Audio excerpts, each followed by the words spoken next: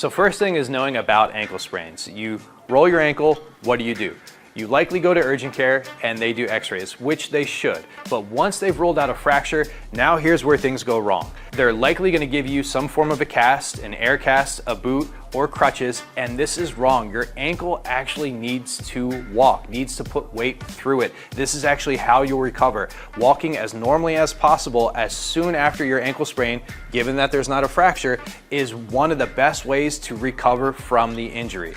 Another thing that they'll do is they'll tell you to do the protection, rest, ice, compression, elevation method. Again, just protecting your ankle, and what will happen is it will become stiff and it'll become more sore, more painful, and it'll make you less likely, less willing to put weight on it and walk.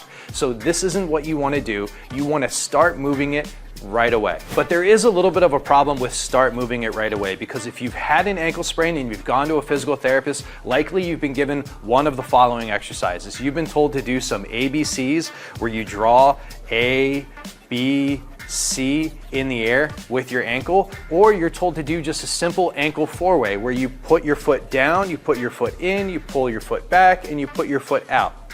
Two of those motions are wrong. What an ankle sprain is attacks of the ligament, likely the ATFL or the CFL, these ligaments on the outside of your foot.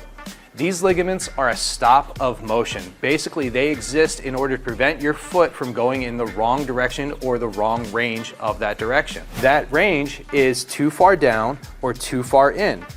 So anytime that you're doing these ABCs or you're doing the ankle four-way and you're putting your foot down or putting your foot in, you're taxing the same ligaments that you're trying to protect. So there is some wrong motion that you can do initially after an ankle sprain, and it's by putting your foot down or putting your foot in.